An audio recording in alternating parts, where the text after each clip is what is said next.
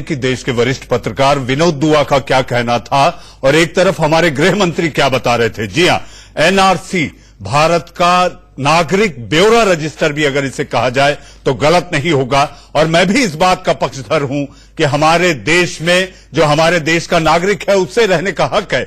लेकिन जो संशोधन बिल, नागरिकता संशोधन बिल को लेकर गृह मंत्री ने कहा है, इसी को लेकर ढेर सारे सवाल हैं। दुष्प्रचार चरम पर है कि आखिर ये क्या होगा। गृह मंत्री ने साफ कर दिया है कि नागरिकता एनआरसी के पहले सिटीजन अमेंडमेंट बिल आएगा, नागरिकता संशोधन बिल आएगा, जिसमें यह साफ है कि पड़ोस के 3 मुल्क जो कि धर्म के आधार पर प्रताड़ित हुए हैं, वो शरणार्थी के तौर पर अगर भारत आएंगे तो उन्हें नागरिकता दी जाएगी। मैं वो ये कहना चाहूंगा, केंद्र सरकार ने इस विधेयक के जरिए अफगानिस्तान, बांग्लादेश और पाकिस्तान के हिंदुओं, सिखों, बौद्धों, जैन, पारसियों और ईसाइयों को बिना वैध दस्तावेज के भारतीय नागरिकता देने का प्रस्ताव रखा है। अब सवाल यह उठता है कि इसके बाद अगर एनआरसी में जहां पर आप अपनी वैधता नहीं साबित कर पाए और अगर आप मुसलमान रहे तब क्या होगा।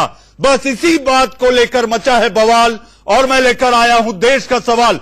ध्यान से एक चित्त लगाकर आप और आपके पड़ोसियों को साथ लेकर आज आप देखें, बैठे, सुने, आंख कान खोलकर कि आखिर सरकार क्या चाह रही है। जी हां, इस पर चर्चा करने के लिए मेरे साथ मौजूद हैं डॉक्टर विजय सोनकर शास्त्री, बीजेपी के प्रवक्ता हैं आप डॉक्टर शास्त्री बताएंगे आखिर आज देश को कि आखिर सरकार की जो सोच है, सरकार जो सोच रही है, जो कि आज सदन के पटल पर कह दिया गया, वो नागरिकों को आज आप समझाएंगे कि वो कैसे इस भारत के नागरिक बने रहेंगे और अगर एक भी फंस गया तो उसका क्या होगा, वो डिटेंशन सेंटर में कब तक रखा जाएगा, उसके पास क्या विकल्प होंगे। इन्हीं बातों पर आज होगी चर्चा। मेरे साथ स्टूडियो में मौजूद हैं देश रतन निगम साहब, आप राजनीतिक विश्लेषक हैं और पेशे से वकील हैं। मेरे साथ स्टूडियो में हैं एडवोकेट मुस्तफा, मेरे साथ स्टूडियो में अखलाक अहमद खान साहब, आप कांग्रेस नेता हैं। मेरे साथ एडवोकेट मुस्तफा खद्दाम हुसैन साहब, जी हां, आप भी मेरे साथ जुड़ गए हैं। मेरे साथ मुफ्ती मोहम्मद जियाई साहब, जी हां, मुफ्ती मंजूर जियाई साहब, आप भी जुड़ गए। और मेरे साथ BL वोरा साहब, जी हां, आप नॉर्थ ईस्ट के इलाकों में आपने देश की सेवा की है, आप वरिष्ठ पुलिस अधिकारी रहे हैं, आप एडिशनल होम सेक्रेटरी भी रहे। और मेरे साथ कर्नल दिनेश नैन, जी आप रक्षा मामलों के जानकार हैं। ऐसा कहा जाता है कि घुसपैठियों के जरिए ही कई घटनाओं को, आतंकी घटनाओं को अंजाम दिया जाता है। लेकिन सबसे पहला सवाल डॉक्टर विजय शास्त्री, बताइए कि एनआरसी और CAB के तहत जो कि एक वरिष्ठ पत्रकार को सबने देखा सुना, विनोद दुआ जो कह रहे थे, एक मुलम्मा चल रहा है, पर्दे के पीछे जो चल रहा है, आखिर वो सोच है क्या, जनता को समझाइए।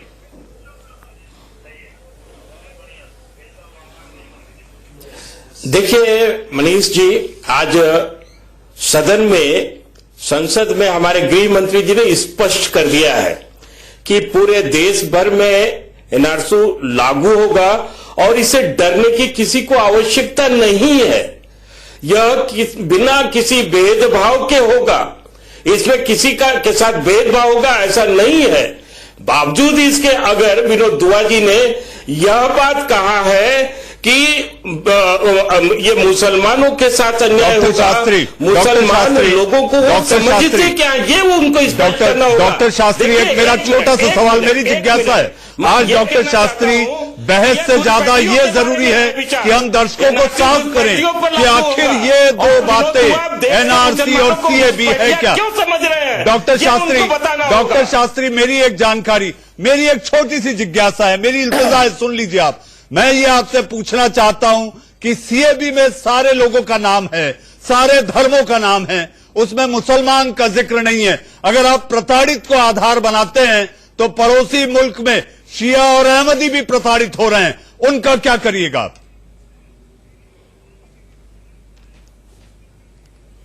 देखिए मनीष जी, ये बिल्कुल स्पष्ट है कि आप जरा एक बताइए कि कोई ऐसा व्यक्ति जो हमारे पड़ोसी मुल्कों से धर्म के नाम पर, खास तौर से एक ऐसा हम खुल करके बात कर रहे हैं, मुसलमान व्यक्ति का नाम बताइए जो प्रताड़ित होकर के भारत में आया है, वहां अपने धर्म के लोगों द्वारा। हां, आए हैं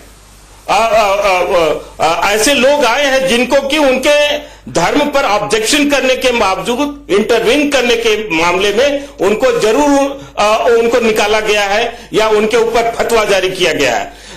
तस्लीमा को नहीं भूल सकते हैं, पर तस्लीमा जब भारत आई थी तो उनको यहां उनको शरण मिला था। बाकी ऐसे लोग धर्म के नाम पर क्यों, बांग्लादेश में मुस्लिम वर्ग के लोगों को धर्म के नाम पर क्यों प्रताड़ित किया जाएगा? हिंदुओं को प्रताड़ित किया गया है, अन्य लोगों को प्रताड़ित किया गया, ये तो बिल्कुल इसके तमाम रिकॉर्ड हैं। इसी तरह पाकिस्तान की स्थिति देख लीजिए। डॉक्टर शास्त्री, मैं अपने दर्शकों की सहूलियत के लिए एनआरसी और सीएबी, आखिर इसका मतलब क्या है, गंभीरता कितनी है, ये बताना चाहूंगा। डॉक्टर शास्त्री, एनआरसी, जी हां, एनआरसी घुसपैठियों की पहचान का तरीका, गैर मुस्लिम शरणार्थियों को नागरिकता के लिए बिल में संशोधन सभी धर्म वालों पर लागू होगा। मुसलमानों को राहत नहीं, नाम नहीं तो नागरिकता खत्म। एनआरसी में फंसे और गैर मुस्लिमों को राहत, नागरिकता के लिए सभी पर लागू होगी, गैर मुस्लिम शरणार्थियों पर लागू। जी, आपने देखा कि एनआरसी और सीआरबी को लेकर क्या अंतर है। सभी धर्म वालों पर लागू होगा एनआरसी, वहीं सीएबी किसको बचाएगा? एनआरसी में फंसे गैर मुस्लिमों को राहत है। जी हाँ, कान खोलकर, आंख खोलकर देखिए और समझिए कि आखिर एनआरसी और सीएबी सरकार क्यों कह रही है कि पहले सीएबी आएगा। जी हाँ, ध्यान से देखिए, आज ये कार्यक्रम आपके लिए बहुत जरूरी है। आपको समझना होगा कि आखिर सरकार एनआरसी और सीएबी आपको लेकर कितनी गंभीर है और किन मुद्दों के साथ सामने आ रही है। मेरे साथ मुफ्ती मंजूर जी साहब भी हैं। जी मंजूर साहब, आपको मंजूर है जो बातें सरकार कह रही है, जो बातें सामने आई है और जिस अंदाज में गाड़ी आगे बढ़ेगी?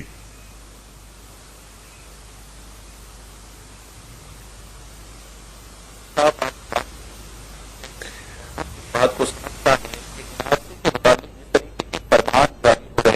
वहां पर अमित शाह साहब का भी फरमान है, तो लोगों ने इस तरीके की बातें भी कहने शुरू कर दी कि अमित शाह का फरमान नहीं है, कि किसी और का फरमान है, कुछ और शाह नाम लिया जा रहा है। लेकिन मैं बहुत जिम्मेदारी के साथ कहूंगा कि मुसलमानान हिंद इस बात के लिए बहुत जिम्मेदार है कि इस मुल्क के अंदर में रहने बसने वाले वो लोग जो आसाम के खित्ते में रहते हो या कश्मीर में रहते हो या महाराष्ट्र के अलग अलग हिस्सों में रहते हो, जिनके पास वो सारे सबूत हैं कि वो इंडियन है, तो इन्हें किसी किस्म की दिक्कत का सामना नहीं है। एनआरसी मुसलमानों को तकलीफ देने वाली कोई बात नहीं है। लेकिन इस तरीके की बातें लाना कि अगर कोई गैर शरणार्थी होगा, जो हिंदू होगा या बुद्धिस्ट होगा या सिख होगा या कोई और धर्म का मानने वाला होगा, उनको आजादी मिल जाएगी और मुसलमानों को नहीं मिलेगी, ये बहुत ही चिंताजनक बात है। और इस बारे में गौर खोज करना पड़ेगा मंत्रालय को और मिनिस्टरों को और खुसूसन अमित शाह जी को कि अगर इस तरीके की भाषाएं जाएंगी तो यकीनन कहीं ना कहीं किसी एक समुदाय को दिली तकलीफ पहुंचेगी। और इसी दिली तकलीफ का अंदाजा उनको होना चाहिए कि हमारे लोगों को कितनी तकलीफ हो सकती है। दूसरी बात यह है कि मुसलमान कहीं से आया नहीं है, मुसलमान यहीं का है और यहीं है, तो इस तरीके से मुसलमानों को निशाना बनाने का क्या मतलब है, मुल्क ये भी जानना चाहता है। डॉक्टर साहब, ये शुरुआती दौर है, एक एक को मैं सारे पैनलिस्ट को मुसलमानों को डरने की आवश्यकता नहीं है। देखिए, मौका दीजिए मुझे बात करने का, उन्होंने कंप्लीट कर ली बात। आज समझिए, देखिए मसला क्या हो रहा है। आज एनआरसी पे पूरी तरह से सियासत हो रही है। हमारे देश के गृह मंत्री संसद में खड़े होकर सब जाति और धर्मों के नाम लेते हैं, सिर्फ मुसलमान की बात नहीं करते हैं। इससे ज्यादा शर्मनाक बात क्या हो सकती है? आप बीजेपी के प्रवक्ता बैठे हैं, मुझे इस बात का जवाब दीजिए। दूसरी बात, आज शर्मनाक बात नहीं है, आप शर्मनाक बात है ये। सब धर्मों की बात करनी चाहिए, सब धर्मों की बात करनी चाहिए। देखिए, आप बातों को मुझे इंटरप्रेट करिए, पूरी बात कंप्लीट करने दीजिए। और दूसरी बात यह है मनीष जी, आज वो कहते हैं कि सब धर्मों की बात करते हैं, ये तो डबल गेम है, ये तो डबल गेम है। राजनीति को रोटियां सेकने के लिए तो मुझे इंटरप्रेट करिए, पूरी बात कंप्लीट करने दीजिए। और दूसरी बात यह है मनीष जी, आज वो कहते हैं कि सब धर्मों की बात करते हैं, ये तो डबल गेम है, ये तो डबल गेम है। राजनीति को रोटियां देखने के लिए, वोट बैंक की राजनीति के लिए आप इस तरह के दोहरे चरित्र को दिखा रहे हैं। और विनोद जी, हिंदू अरे भाई साहब सुन तो लीजिए, यही तो तकलीफ है आपकी, सुनते नहीं है सच बात। आप बाकी 22% हिंदू सियासत न करें। इसका एनआरसी जो है, अगर आपको देना है प्रतिक्रिया है, पाकिस्तान आप समझिए बात को। और ये समझना होगा आपको, एनआरसी, एनपीआर, एनआरआईसी ये कोई नई नहीं है। रजिस्टर पे गणना जो है 1951 का, देखिए इनको बंद करिए, मैं इस तरह की डिबेट नहीं करता हूं। एक आदमी पक्ष सुन लेना बात को। मैंने जब आप बोल रहे थे अखलाक साहब एक चीज समझिए, अगर आप ये कह रहे हैं कि आज की बात नहीं तो ये बात पुरानी है, तो आपकी सरकारों ने क्यों नहीं किया? सर तो आपको तो राजनीति हो रही है ना मनीष जी, लिए किया आपकी सरकारों ने तुष्टिकरण किया, ये भी भाई साहब मैं आपको बता रहा हूँ, उसी पे तो आ रहा हूँ, आप सुनिए तो सही मेरी बात। 2009 में एनआरसी का जो है मतगणना हुई, जो एक सिस्टम है, जो एक प्रोसीजर है। आप चुप, आप सुनिए पहले बात, धैर्य रखिए और बात को सुनने की आदत डालिए। मैं आपको तथ्य बता रहा हूं भाई साहब। 2009 में सेंसेक्स आया, उसी तरह से 2010 में उसकी मतगणना हुई, 2011 में सेम वही प्रोसेस आज 2019 में जो है इसकी बात की गई कि आप जो है उसको काउंसिल में लेके जाएं। 2020 में उस पर सेंसेक्स आएगा, 2021 में डिक्लेयर हो जाएगी। तो इस पर सियासत क्यों है? मसला ये है, जनता आज ये चाहती है क्या गरीबी छुप जाएगी इससे? मुझे जवाब दे दीजिए, क्या डेटा छुपाने से गरीबी छुप जाएगी? क्या बात कही है, सियासत की है। वाह वाह, पहले तो आप अंधा करें और बाद में चश्मा पहने। भाई साहब 5 साल में क्या हाल कर दिया आप नहीं देख रहे? यही सियासत है। अखलाक साहब मैं आपके पास आऊंगा, मुझे वोरा साहब के पास चलना है। वोरा साहब आप दक्षिण पूर्व के राज्यों में आप रहे हैं, की बात करना है तो अलग से कर उत्तर पूर्व के राज्यों में वोरा साहब आप रहे हैं। अखलाक साहब मैं जवाब दे रहा हूँ। वोरा साहब आपको क्या लगता है एनआरसी को लेकर जो चर्चा हो रही है, जो दुष्प्रचार फैलाया जा रहा है, जो विरोध हो रहा है उत्तर पूर्वी राज्यों में, आपको क्या लगता है कि इसके पीछे केवल सियासत है या कहीं खामी है?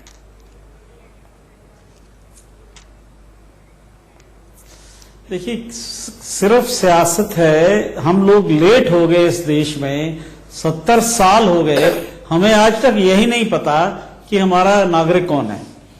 दुनिया के बड़े देशों में पूरा हिसाब किताब है। मैं रशिया गया था, वहां हर सिटीजन को पासपोर्ट इश्यू कराना पड़ता है, हर एक का पता है कि कौन नागरिक है। हमारे देश में यही नहीं पता कि हमारे नागरिक कौन है, कितने लोग बाहर से आके बस गए हैं। अच्छा, जो लोग बाहर से आके बस गए हैं वो यहाँ की हर फैसिलिटी लेते हैं, जॉब्स लेते हैं, वोट करते हैं, हर तरह के, तो पता होना चाहिए, इसमें कोई गलत बात नहीं है। अब इसको धर्म से जोड़ना मेरे हिसाब से ठीक नहीं है, ये एक अलग प्रक्रिया है। अच्छा, और सुप्रीम कोर्ट की निगरानी में हुई, सुप्रीम कोर्ट के आदेश से हुई, और अभी उसका एक एक्ट है जो सब जानते हैं, लीगल प्रावधान है। अब इसको आप अगर जोड़ रहे हैं सिटीजन अमेंडमेंट बिल से, अब वो राजनीति है, लोग जोड़ रहे हैं, अब किस वजह से जोड़ रहे हैं उनको पता, राजनीति करना चाहते हैं। अब उसमें जो प्रावधान वो ये है कि जो कहा गया कि ये 3-4 धर्म के लोग आएंगे, मुसलमानों का नाम नहीं है, को शियाज है, अहमदियाज है, प्रताड़ित है। लेकिन हर देश के कानून में, हमारे देश के कानून में भी प्रावधान है कि अगर कहीं प्रताड़ित होता है वो असाइलम मांग सकता है जी। तस्लीमा की आपने बात की, और भी है, कल एमक्यूएम के बंदे ने मांगा है, तो उसमें कोई मना नहीं है कि अगर कोई मुस्लिम धर्म का आदमी भी अगर आके यहाँ बसना चाहता है। बड़े लोगों ने अप्लाई किया, बॉलीवुड में सिंगर्स हैं, वो अदनान सानी है, क्या नाम है उनका, वो भी बड़े लोग हैं जिनको मिला गया, मुसलमान है।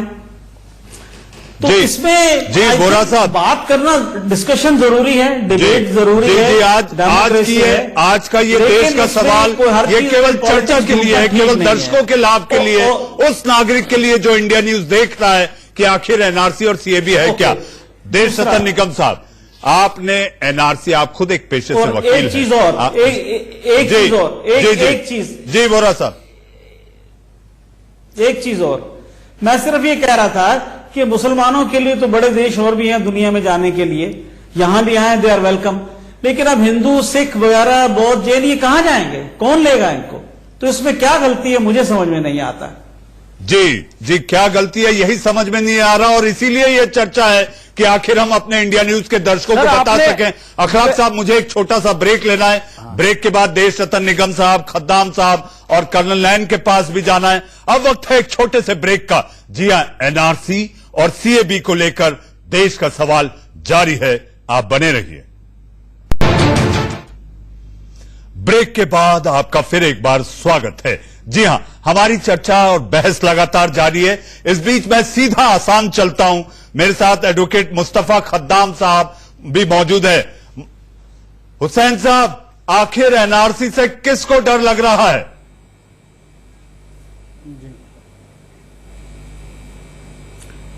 देखिए, आसाम में ऑलरेडी एनआरसी एक बार बन चुके हैं। तो एनआरसी जो ऑनरेबल सुप्रीम कोर्ट के निगरानी में बना है, और आसाम का जो ग्राउंड रियलिटी है पूरा हिंदुस्तान के साथ एक नहीं है ग्राउंड रियलिटी, क्योंकि आसाम में विदेशियों का शनाख्त करने के लिए अलग से कट ऑफ डेट है। आसाम में आसाम एकॉर्ड लागू है। आसाम में जो एनआरसी बना है, लोगों को एप्लीकेशन करना पड़ा जाके, मतलब डॉक्यूमेंट के साथ एप्लीकेशन किया, इसके बाद हियरिंग हुआ, वेरिफिकेशन हुआ, एक प्रोसेस के तहत आसाम में एनआरसी बना है। और पूरा इंडिया में जो एनआरसी बनने का बात है, एनआरसी रूल में है, उसपे ये लिखा हुआ कि हाउस टू हाउस इनमरेशन होगा, मतलब लोगों के घर जाके नाम लिया जाएगा कि ये हिंदुस्तानी मतलब शहरी है, उन लोगों का नाम इकट्ठा करके लिस्ट बनाया जाएगा। और ये एनआरसी का जो रोल है, देखिए रूल, एनआरसी रूल 2003 में पहले जो एनडीए सरकार थे उनके टाइम में बना था। खद्दाम साहब, रूल तो सबको पता है। मैं आपसे जानना चाहता हूं कि आखिर 19 लाख लोग जो कि एनआरसी के तहत नहीं पाए गए, उनका क्या हुआ है? अभी प्रक्रिया के तहत वो कहां पर है और उनका वजूद क्या है? आज देखिए, आसाम में जो सिस्टम से हुआ, उनका और एक अपॉर्चुनिटी दिया जाएगा। मतलब अपॉर्चुनिटी में है कि ये लोग विदेशी न्यायाधिकरणों में जाना पड़ेगा, फॉरेनर्स ट्राइब्यूनल में जाके अपील दाखिल करेंगे। इन लोग का लास्ट रिसोर्ट ये है। अगर फॉरेनर्स ट्राइब्यूनल में इनको इंडियन डिक्लेयर किया तब तो एनआरसी में शामिल होंगे। अगर फॉरेनर्स ट्राइब्यूनल इनको फॉरेनर डिक्लेयर करते, they will be definitely become foreigner. जी, लेकिन इन्हें डिपोर्ट कर दिया जाएगा या डिटेंशन सेंटर में रखा जाएगा? देखिए, अब डिटेंशन सेंटर आसाम में छोटे छोटे 6 डिटेंशन सेंटर्स है और एक बड़े डिटेंशन सेंटर बन रहा है, अंडर कंस्ट्रक्शन है। सरकार ने अभी तक ये क्लियर नहीं किया कि इन लोगों को कहाँ रखा जाएगा। इस पर हम देश रतन निगम साहब से भी चर्चा करेंगे। खद्दाम साहब, मेरे साथ कर्नल दिनेश नैन भी हैं। कर्नल दिनेश नैन, इस तरह के घुसपैठिए, आप रक्षा विशेषज्ञ हैं, इस तरह के घुसपैठिए जब हमारे सरहद में आ जाते हैं, रहने लगते हैं, तो हमारे देश की संप्रभुता को, हमारे देश की सुरक्षा को खतरा हो जाता है। आपको लगता है कि एनआरसी आने से ये सारी बातों पर हम काबू कर पाएंगे और हमारे देश का जो एक्सचेकर है उस पर भी हमें थोड़ी कटौती कर पाएंगे?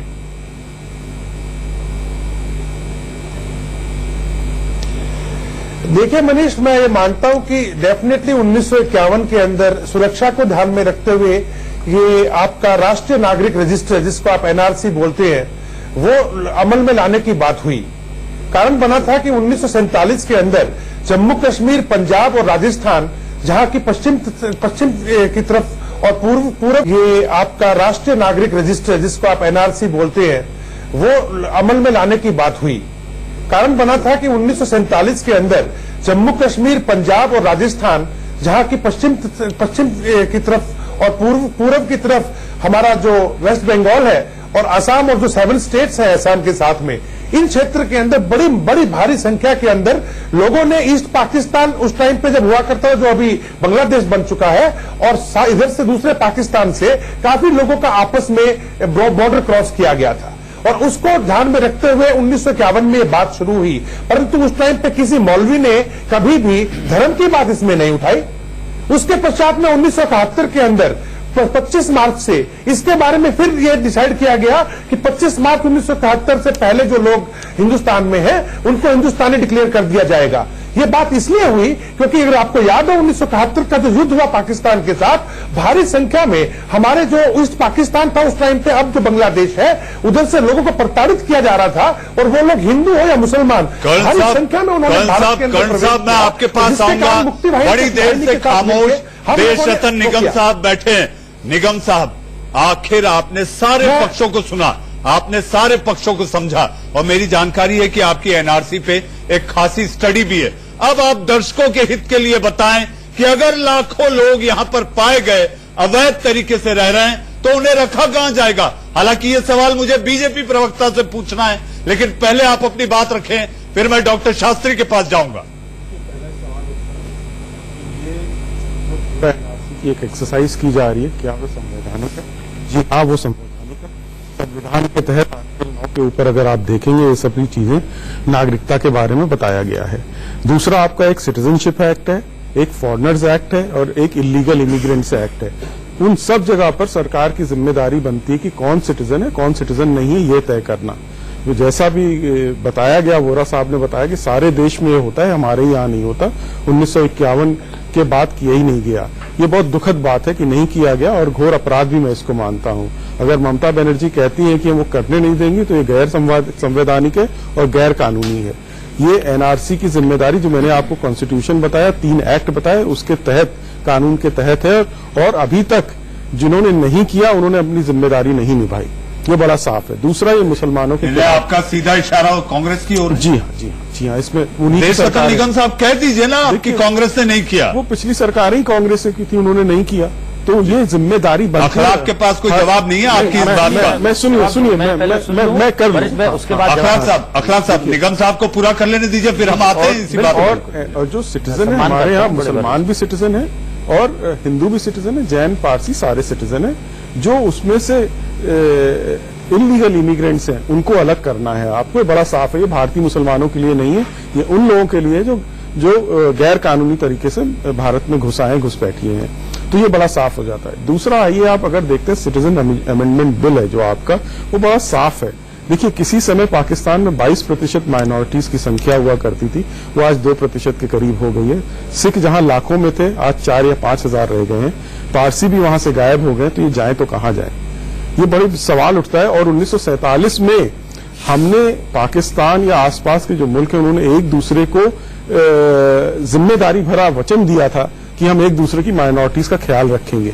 हिंदुस्तान में आप देखें, जो 9 करोड़ थे, वो 17, 18, 20 करोड़ मुसलमान हुए। उनको यहाँ अच्छी तरह से जगह मिली, उन्होंने अपने सारे कार्य किए, और स्वाभाविक रूप से मुसलमान भी ये मानते हैं कि भारत में वो वाहिद है। ठीक है, वो वाहिद है। निगम साहब की बात पे ये इतनी अखलाक साहब देखिए, और वहां पर तो एक ही जाए तो कहां जाए, सबसे बड़ी बात ये उठती है। तो इसीलिए कहा 57 देश हैं मुसलमान मुल्क के, वहां जा सकते हैं, कोई दिक्कत नहीं है।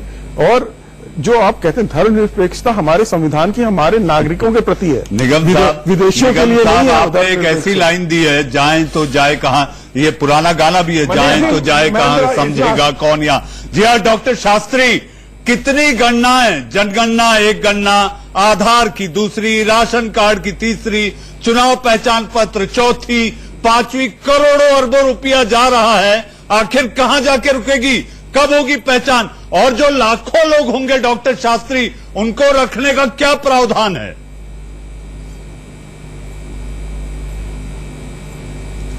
देखिए मनीष जी, ये सारे प्रावधान हैं, सब चीजों का हल है। अभी तो ये सब प्रक्रियाएं चल रही हैं, और इनमें ये मानकर चलिए कि वही लोग इससे प्रभावित होंगे जो लोग लीगली वास्तव में वो घुसपैठिए हैं, जिनको जो प्रमाणित हो जाएंगे कि ये घुसपैठिए हैं। एक के बाद एक अनेकों ऐसे प्रक्रियाएं हैं जिसके तहत गुजरना हो रहा है, और कम से कम 14 ऐसे प्रमाण मांगे जा रहे हैं जिनमें कोई एक भी प्रमाण होगा तो वो व्यक्ति घुसपैठिया नहीं माना जाएगा, वो नागरिक माना जाएगा।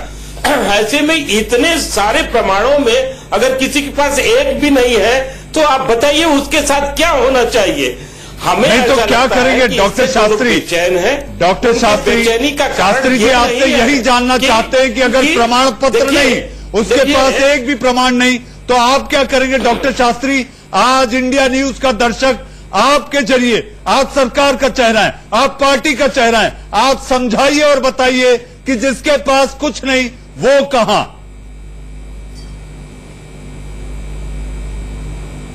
देखिए, जो हमारे देश के नागरिक नहीं है और जिनको हमारे देश ने शरण नहीं दिया है, उनको बाहर जाना ही होगा। ये स्पष्ट है उनके लिए कोई ऐसा नहीं कि वो हमारे संसाधनों का इस्तेमाल करेंगे और हमारे ही देश में अराजकता पैदा करेंगे, हमारे ही देश में अव्यवस्था पैदा करेंगे। इसलिए अगर जो हमारे देश का नागरिक नहीं है, जो अपने सिटीजन नहीं है हमारे देश का, अखलाक साहब कान खोल के सुन लीजिए, जिसके पास प्रमाण नहीं उसको जाना होगा, बिल्कुल जाना होगा।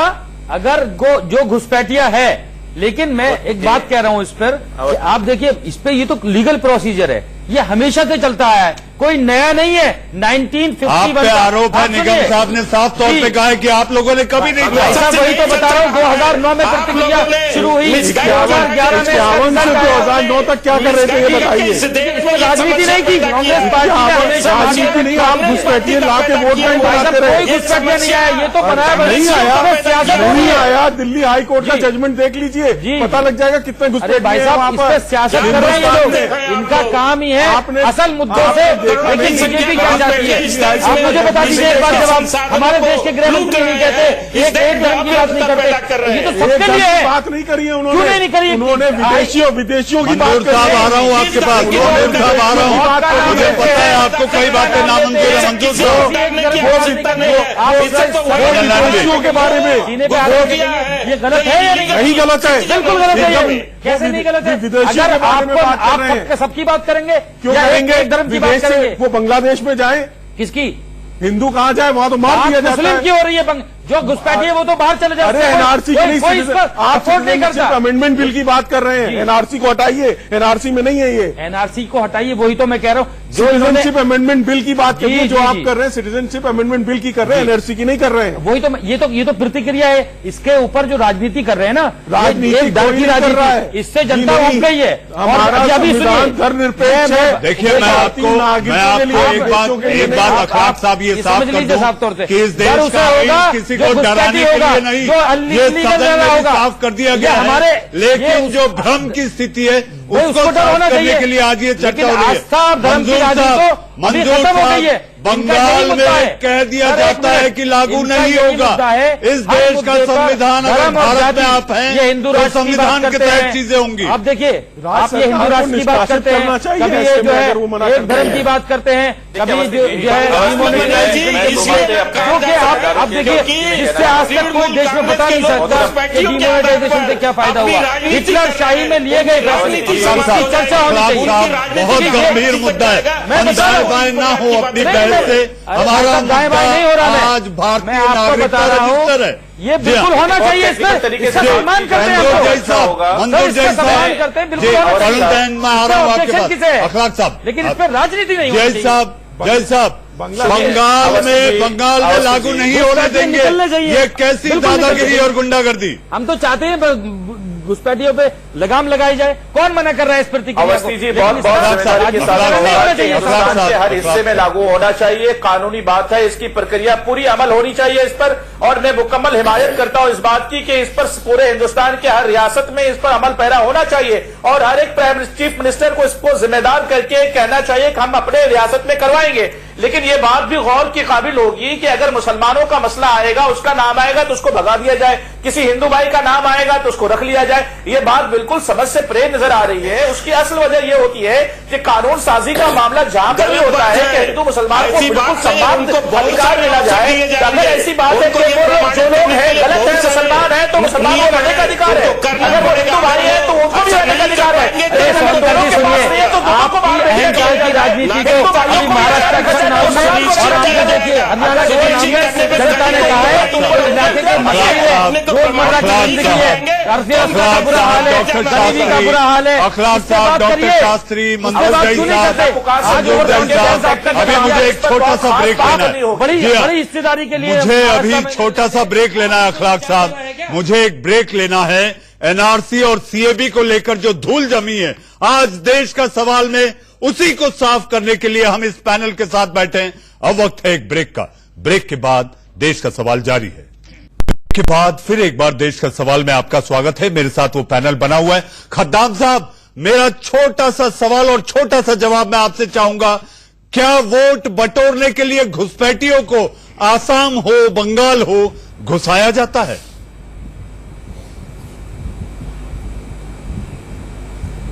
जी देखिए, ये अगर हम बोलेंगे कि घुसाया जाता है तो फिर हम अपने जो बीएसएफ या हमारे जो पैरामिलिट्री फोर्सेस है बॉर्डर पे, उन पे हम मतलब डाउट का उंगली खड़ा करेंगे।